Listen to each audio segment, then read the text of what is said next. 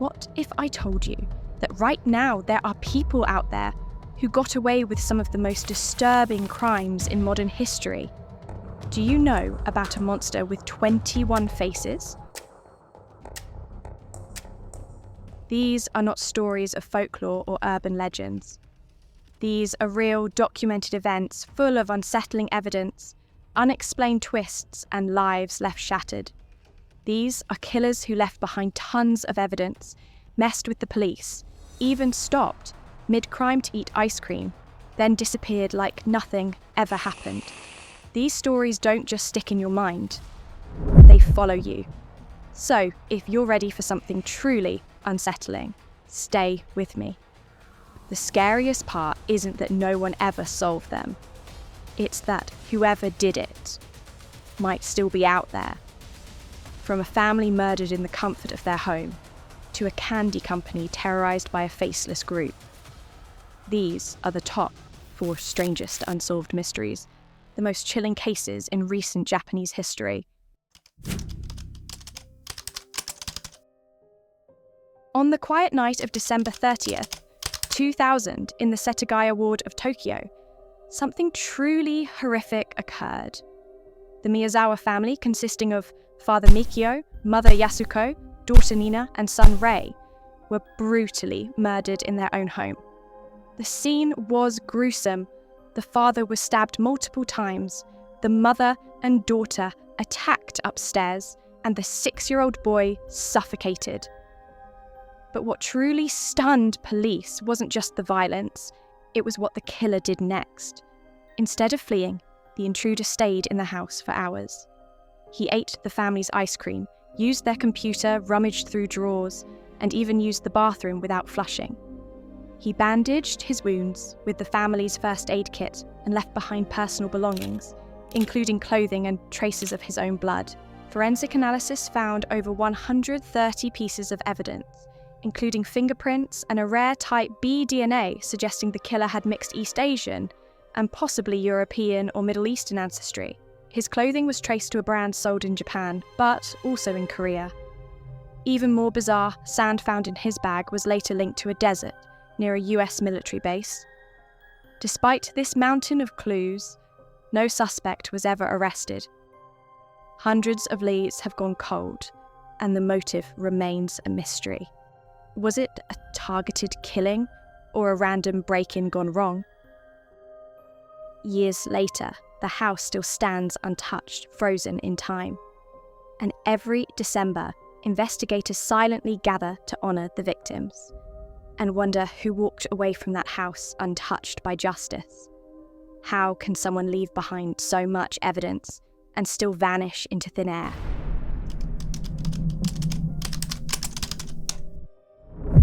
From the horror inside a home, we now step outside to a public park where a gruesome discovery shocked a city and left questions that time has yet to answer.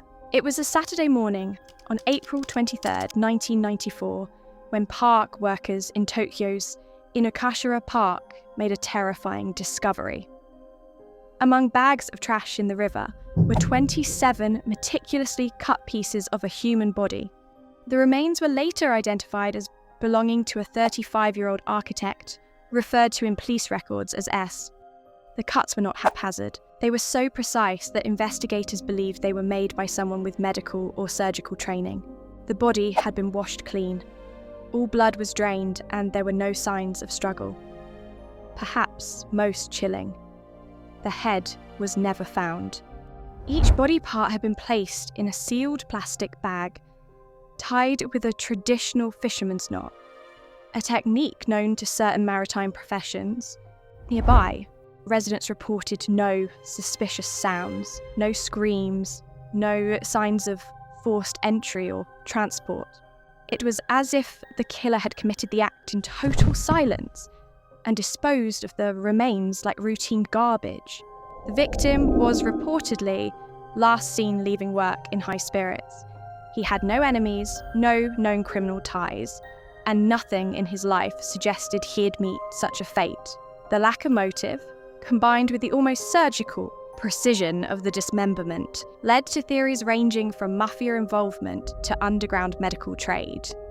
Despite a full investigation, including neighbourhood canvassing and autopsy reanalysis, the case went cold. In 2009, Japan's statute of limitations expired. The killer, if still alive, could never legally be tried. And so, the park remains peaceful children play, joggers run by the stream, but beneath the surface lies the memory of a body that was dismembered with the precision of a professional and the silence of a ghost. Who could kill so cleanly and leave behind nothing but questions?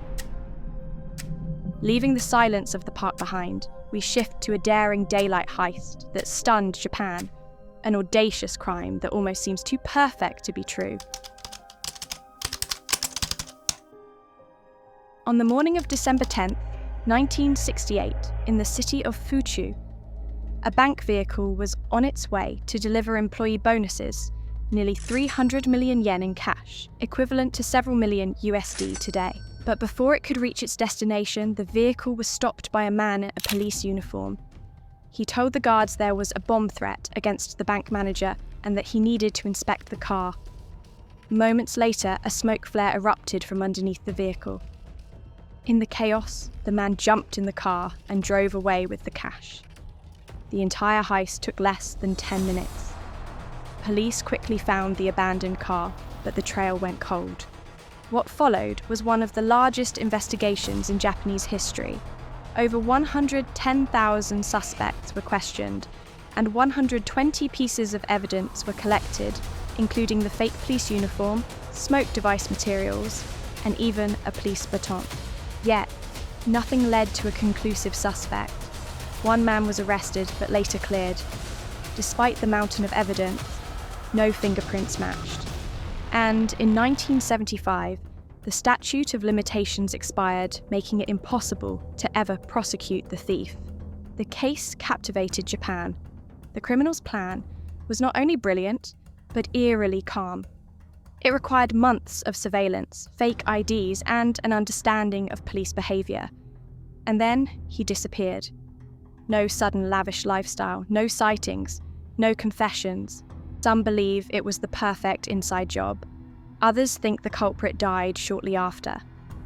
But the money? Never recovered.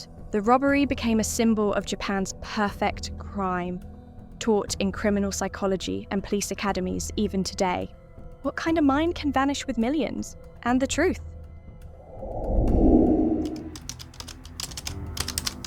And finally, we enter a shadowy world of threats and terror.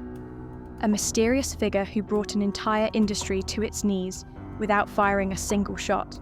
In March 1984, the president of Glico, one of Japan's largest candy companies, was kidnapped from his own home. Armed men tied up his mother and wife, then forced the executive into a getaway car. 3 days later, he escaped from a warehouse unharmed. But that was only the beginning.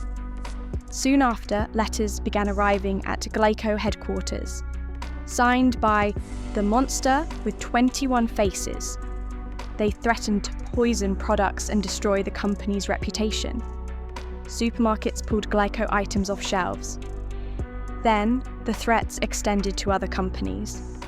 Marudai, Morinaga, House Foods. Fear swept the nation. Police found several boxes of candy laced with cyanide. But they had stickers warning of poison, suggesting the goal wasn't mass murder, but psychological terror.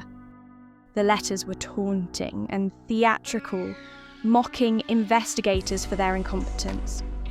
At drop points, a mysterious figure was spotted dubbed the Fox-Eyed Man, but he was never caught. Even more disturbing, the lead investigator on the case, Police Superintendent Yamamoto, died by suicide, an act of shame over the lack of progress. A month later, the monster wrote one last letter. "We forgive you." The group's identity remains unknown. No arrests, no clear motive, no confirmed deaths. Yet they paralysed Japan's largest industries for 17 months with fear alone.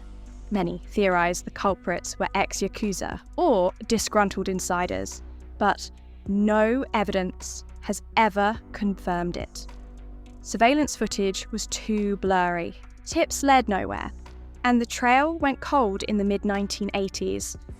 What kind of organisation has the patience, precision, and purpose to disappear on their own terms?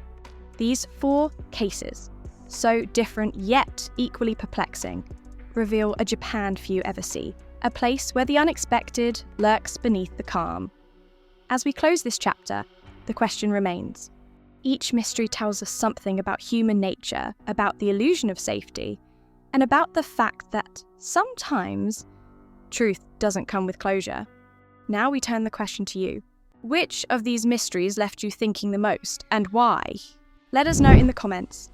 And if you want more deep dives into the world's strangest unsolved cases, be sure to subscribe and join us for the next investigation.